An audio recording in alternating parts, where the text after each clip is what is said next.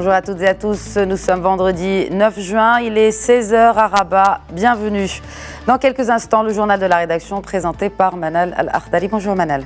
Bonjour Khadija, bonjour à tous. Alors à la une de l'actualité, les élections législatives anticipées en Grande-Bretagne et cette claque pour Theresa May qui perd la majorité absolue dans le Parlement. Et qu'adviendra-t-il du Brexit? C'est une question sur toutes les langues en ce moment. Exactement Khadija, donc Theresa May a perdu son pari, mais maintenant l'inquiétude monte aussi au sein de l'Union européenne. Quel sera l'avenir du Brexit? Theresa May voulait justement aller à Bruxelles pour en parler. On va revenir sur cette question dans le journal. Dans le journal, juste après le journal de la rédaction, je reçois Sana Derdir, chef du pôle communication de la Fondation Mohamed V, donc pour nous parler de l'opération Marhaba 2017. Et enfin, de cette tranche, le marché de l'art au Maroc, sous la loupe de Mehdi Haj Khalifa, directeur général d'Another Life. Mais avant, l'essentiel de l'actualité du Maroc, en Afrique et dans le monde, en compagnie donc de Manal Al-Akhdari et le journal de la rédaction. Heureuse de vous retrouver dans cette tranche d'information. Tout de suite, le journal, voici les titres. C'est désormais officiel au Royaume-Uni. Le parti conservateur de Theresa May perd sa majorité absolue à la Chambre des communes. Un échec pour la première ministre qui a provoqué ces élections pour renforcer sa position au vu du Brexit. Mais Theresa May devrait former un nouveau gouvernement. Dernière ligne droite pour convaincre en France, le verdict des urnes approche. Dimanche 11 juin, les électeurs vont voter pour le premier tour des législatives. Si l'on croit les sondages, c'est un raz-de-marée qui se prépare pour les candidats d'En Marche. Nos océans, notre avenir, c'est le thème de la Journée mondiale des océans 2017. La planète l'a célébré hier. Dans cette édition, on prend l'exemple du Maroc où les efforts se multiplient en faveur des ressources halieutiques.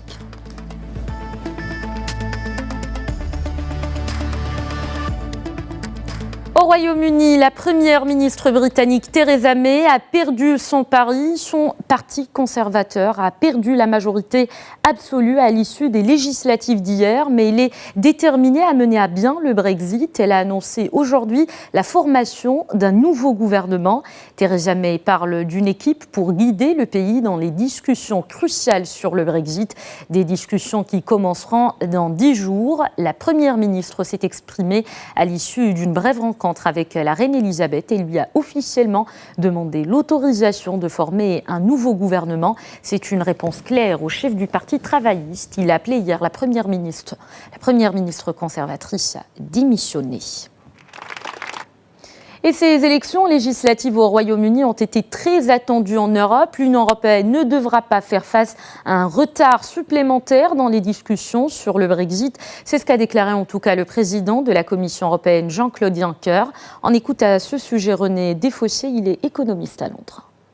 Les Européens avaient tendance à dire avant les élections qu'ils se fichaient un petit peu du résultat. Bon là, compte tenu de la nature du résultat qui était un peu donc inattendu, ils ont un petit peu changé leur discours et ils sont prêts éventuellement à différer le début des négociations si nécessaire. Si évidemment la situation politique au Royaume-Uni empêche le Royaume-Uni de discuter, c'est évident qu'on ne pourra pas négocier le Brexit tout de suite. Mais sur le fond, les Européens ne changent absolument pas. On négocie d'abord le divorce, on négocie ensuite le trade deal et on négocie éventuellement la période de transition. Ils ne vont absolument pas lâcher sur ces 3 points. Du côté britannique, on aura donc vraisemblablement une coalition entre donc les conservateurs et le DUP irlandais. On va vraisemblablement avoir une posture du côté britannique beaucoup moins agressive que celle qu'on a eue jusque-là. C'est-à-dire qu'on va vraisemblablement s'orienter vers un soft Brexit.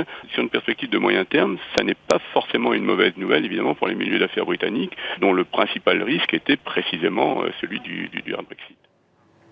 En France, maintenant, c'est le dernier jour de campagne pour les candidats aux législatives. Le premier tour devrait être marqué par une abstention record selon le dernier sondage, soit le pire score enregistré depuis 1958.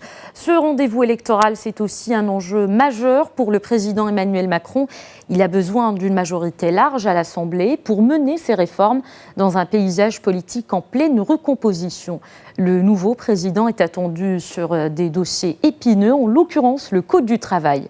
Pour le Front National et la France Insoumise, il est question de confirmer leur ancrage grâce au vote des déçus de la mondialisation. À l'issue de ces législatives, 577 députés seront élus à l'Assemblée nationale, dont 11 représentant les Français installés à l'étranger. Chaque circonscription représente environ 125 000 habitants. Et sachez que le président français Emmanuel Macron est attendu au Maroc le 14 juin pour une visite de travail de 2 jours. Cette visite illustre l'excellence des relations de partenariat entre les deux pays. Le roi Mohamed VI et son hôte auront une série d'entretiens portant sur les relations bilatérales. Notez que la France et le Maroc ont des points de vue convergents sur plusieurs questions internationales, notamment sur la stabilité du continent africain et la lutte contre le terrorisme. Aux États-Unis, le président Donald Trump passe à la contre-offensive. Le locataire de la Maison-Blanche n'a jamais exigé de James Comey sa loyauté. C'est ce qu'a affirmé l'avocat personnel de Trump à l'issue d'une audition explosive de l'ancien patron du FBI. C'était hier devant le Congrès. Par ailleurs, l'avocat personnel de Trump évoque d'éventuelles poursuites contre James Comey.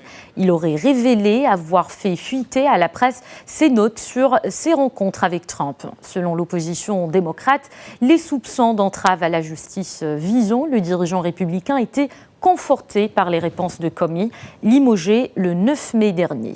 L'ex-patron du FBI a raconté en détail sa gêne lors de conversations privées avec le locataire de la Maison-Blanche, des conversations minutieusement décrites dans un texte basé sur des notes prises après chacune des conversations. Développement dans le dossier syrien, c'est la course contre la montre pour gagner plus de terrain à Raqqa. La coalition internationale sous commandement américain intensifie ses raids aériens sur la ville et sa banlieue. Et les forces arabo-kurdes poursuivent leur progression dans le principal fief de Daesh en Syrie. Dans l'est de la ville, les combats au sol se poursuivent aujourd'hui entre les extrémistes et les forces démocratiques syriennes qui ont annoncé mardi dernier le lancement de l'assaut final sur Raqqa. Cette bataille est l'un des principaux fronts de la guerre aux multiples belligérants en Syrie. Une guerre qui a fait plus de 320 000 morts depuis mars 2011. On fait le point sur la crise diplomatique au Moyen-Orient. Le Qatar rejette les accusations contenues dans la liste publiée hier par l'Arabie Saoudite et ses alliés des terroristes soutenus, selon eux, par Doha. Le Qatar parle d'accusations infondée selon Riyad et ses alliés. La liste répertorie 59 personnes et 12 entités liées au Qatar et au service d'un programme politique suspect de Doha. Pour le ministre des Affaires étrangères du Qatar, la liste contient des noms de personnes qui n'ont aucun lien avec son pays. Après l'Allemagne, il sera en Russie en quête de soutien dans le conflit l'opposant à ses voisins du Golfe. La crise, souvenez-vous, a éclaté lundi. L'Arabie Saoudite, les Émirats Arabes Unis, le Bahreïn et l'Égypte ont rompu leurs relations diplomatiques avec Doha en l'accusant de soutenir le terrorisme. Tristesse et colère en Iran. Des dizaines de milliers de personnes ont assisté aujourd'hui à Téhéran aux funérailles des victimes des premiers attentats perpétrés dans le pays par Daesh. La foule s'est rassemblée derrière un camion transportant les cercueils de 15 des 17 personnes tuées dans ces attentats terroristes. Ces attentats qui ont visé mercredi dernier 2 lieux hautement symboliques, le Parlement et le mausolée de l'imam Khomeini. Peu avant, le guide suprême, l'ayatollah Ali Khamenei, a adressé un message de condoléances aux familles. Et notez que le ministère des Renseignements iranien a annoncé aujourd'hui l'arrestation de dizaines d'agents de Daesh après les attentats de Téhéran. Hier, la planète a célébré la journée mondiale des océans. Cette année, la journée a bénéficié d'un écho supplémentaire puisque les océans font l'objet d'une conférence internationale à l'ONU du 5 au 9 juin. Le thème de 2017, nos océans et notre avenir. Au Maroc, les initiatives se multiplient en faveur des richesses halieutiques. Nous revenons sur les différentes recherches de l'Institut national de recherche halieutique dans ce reportage signé Sahar Omimoun et Younes El Messouri sur un récit de Fayrouz Bentaleb.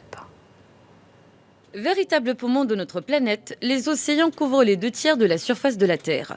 En plus d'être les plus grands générateurs d'oxygène, ils fournissent nourriture et nutriments et contrôlent nos climats. Une importance fondamentale qui a poussé l'Organisation des Nations Unies à leur accorder une journée mondiale. L'organisation de cette journée permet aussi de sensibiliser le public d'une manière générale sur le rôle des océans en matière de services écosystémiques qui rendent à l'humanité, sachant que les océans donc, fournissent la grande part d'oxygène et ils absorbent une grande quantité de CO2. Au siège de l'Institut national de recherche halieutique à Casablanca, de nombreuses recherches scientifiques sont effectuées. Leur portée vise à préserver la santé des écosystèmes marins et littoraux et à protéger la santé du consommateur. Principalement, on fait le suivi d'un phénomène d'upwelling qui est le précurseur principal de la richesse le long de la côte atlantique marocaine. En parallèle, on travaille aussi à l'appui de l'aquaculture. Donc on fait des études océanographiques au niveau des sites potentiels en aquaculture. Donc à travers l'étude du phytoplancton et du zooplancton, sont les premiers maillons de la chaîne trophique en milieu marin. Le deuxième volet, c'est l'étude des habitats de ponte. C'est un suivi des habitats de ponte à travers la détermination des zones et des frayères et de développement larvaire. De nouvelles inventions telles que les flotteurs marins attribués aux recherches océaniques afin de contrôler la qualité des eaux. Des missions qui visent donc à préserver une vie sauvage et maritime saine partout dans le monde. Et en parlant de l'environnement, comment affiner la politique hydraulique? La question est au cœur des préoccupations de la CEDEAO, la communauté économique des États de l'Afrique de l'Ouest. Des représentants des pays membres se sont réunis hier à Dakar pour examiner puis valider un rapport sur la gestion des ressources en eau. L'événement est organisé en partenariat avec la Banque mondiale. Papa Cheikh Diouf et El Bachir Yaya Bodian. L'eau, un facteur essentiel pour favoriser l'intégration entre les différents pays, membres de la communauté économique des États de l'Afrique de l'Ouest. Cet atelier régional tenu à Dakar, une occasion pour ces experts de se pencher sur le rôle des organismes de bassins frontaliers pour une meilleure gouvernance des ressources hydriques en Afrique de l'Ouest. L'eau est une ressource qui n'est pas inépuisable et qui est partagée par les populations et qui intervient comme premier facteur dans le développement humain donc des États. Il faut donc une concertation, il faut des politiques à mettre en œuvre pour non seulement bénéficier de cette eau, mais également l'économiser et en bénéficier dans les meilleures conditions. Durant ces travaux, plusieurs axes d'orientation ont été dégagés par les participants. C'est d'abord qu'il faut renforcer les relations institutionnelles entre les organismes de bassin et l'organe qui coordonne en fait le processus régional de GIF, qui est la CEDEAO à travers son centre de coordination des ressources en eau. Donc il faut aussi renforcer les capacités des organismes de bassin, donc dans la maîtrise même de l'approche GIR. Donc parce qu'en fait, ça passe aussi la mise en œuvre de l'approche GIR au niveau de la région. Ça passe par une bonne maîtrise, donc une bonne application de cette approche au niveau de tous les bassins transfrontaliers. Donc il y a aussi des aspects financiers, des capacités techniques. L'étude sur l'implication des organismes de bassins frontaliers en Afrique de l'Ouest a été financée à hauteur de 500 000 €, soit près de 330 milliards de francs CFA par la Banque mondiale. On reste au Sénégal où plusieurs femmes fréquentent le quai de poissons de Soumbédioune. Des femmes venues pour la plupart de la banlieue de Dakar pour l'écaillage des poissons. Malgré les risques d'hygiène, elles se battent pour gagner leur pain quotidien. Amadou Sabarba et Mbia Indir sont allés à la rencontre de ces femmes. Regardez. À côté de ces vendeuses de poissons, un groupe de femmes qui s'activent dans l'écaillage de poissons. Un métier qui nécessite technique et tactique, mais aussi très risqué.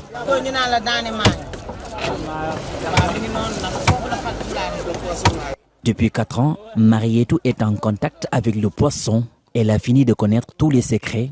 Avec l'expérience, elle parvient à affronter tout genre de poissons. D'abord, je pars chercher l'eau à la fontaine d'à côté. Ensuite, je commence mon travail d'écaillage. Je n'ai pas de prix fixe. Cela varie selon la qualité et la quantité des poissons. Il ne suffit pas d'avoir une lame dentée et acérée pour défier les poissons, mais du style, de l'art. Et le plus souvent, la planche à découper n'est plus indispensable. Oumiba habite à Yombol, un quartier de la banlieue de Pékin. Âgée de 37 ans, cette dame fait ce travail un tremplin.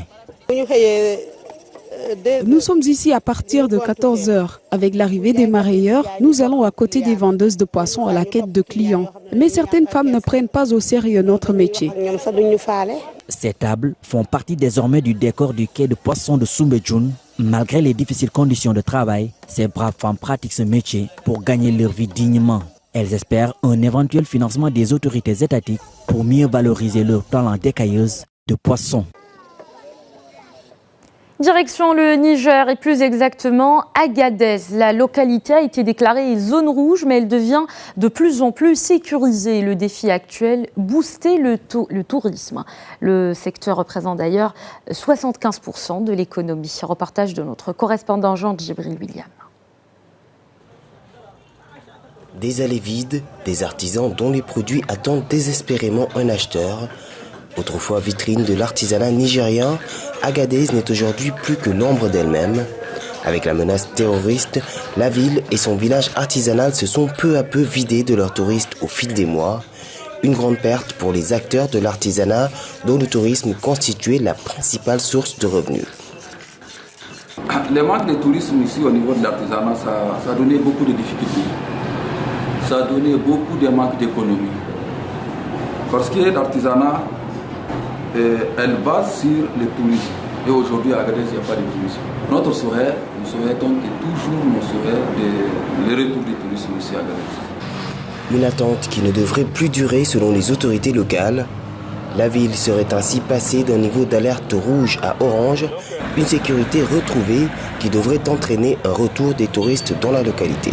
Nous évoluons toujours donc dans une situation plus ou moins incertaine, mais en tout cas je suis très optimiste donc, par rapport au retour donc, du tourisme de la région d'Agadez, parce que l'État est en train de mettre tous les moyens pour permettre à tout un chacun donc, de venir visiter la région d'Agadez, voir les sites qu'il préfère et retourner dans la plus grande tranquillité, parce que la sécurité est démise un peu partout.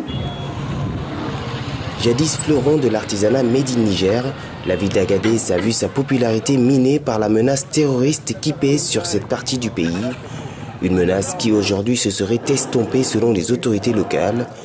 Si le secteur artisanal attend encore le retour de ses premiers clients, des touristes de notre type ont quant à eux investi la localité.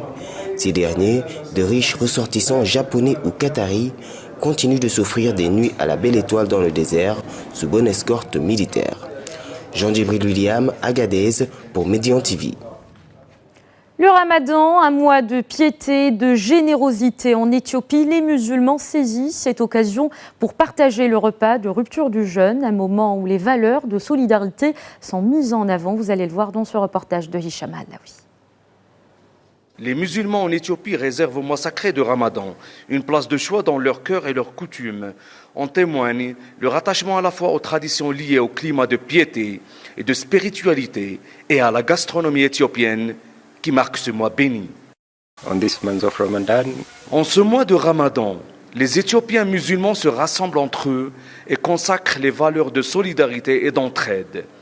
Beaucoup de personnes offrent des produits pour les présenter sur les tables de l'iftar aux personnes nécessiteuses et démunies.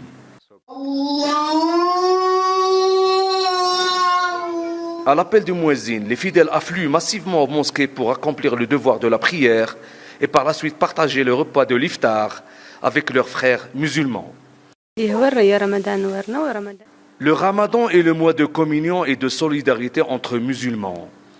On prépare gratuitement toutes sortes de plats pour les personnes nécessiteuses qui se rendent en mosquée pour le repas de l'iftar. Les communautés arabes musulmanes sont présentes dans ce pays à l'histoire millénaire et parmi elles, la communauté marocaine qui se prépare comme il se doit au mois sacré. Se rassembler autour d'une même table, un des charmes du Ramadan. Cela permet de créer une ambiance conviviale et familiale, chose que les Marocains d'Addis Abeba veillent à la consacrer en incarnant ainsi les valeurs de solidarité et de générosité. C'est un grand moment de partage qu'on passe avec nos amis les Marocains à Addis Abeba. Ça nous rappelle le ftour traditionnel de chez nous au Maroc, qui nous manque effectivement beaucoup. Mais on essaie de retrouver cette ambiance ici, avec les amis, avec les enfants, donc pour faire revivre cette tradition, cette culture qui est très importante pour nous. Lors de ce iftar collectif entre amis, les tables sont jonchées de victuailles, d'où émerge l'incontournable harira, les dattes, les briouates, les friandises et les jus de fruits, ainsi que le plat marocain. Aujourd'hui, nous sommes réunis entre Marocains résidant à Addis Abeba. C'est avec une grande joie qu'on est en train de préparer, on est en train de prendre le repas d'Al Ftour. Et puis, on est accueillis par une sœur et une compatriote marocaine qui nous a réunis autour d'une table avec toutes les spécialités marocaines. À Addis Abeba ou dans tous les coins du globe, le mois de Ramadan sacré reste un mois par excellence de recueillement, de piété, mais aussi de générosité, d'entraide et de solidarité. Hicham Alaoui, Medi 1 TV, Addis Abeba. Voilà pour cette édition, à suivre dans un instant le journal de l'économie avec Oumaima Sbila tout de suite.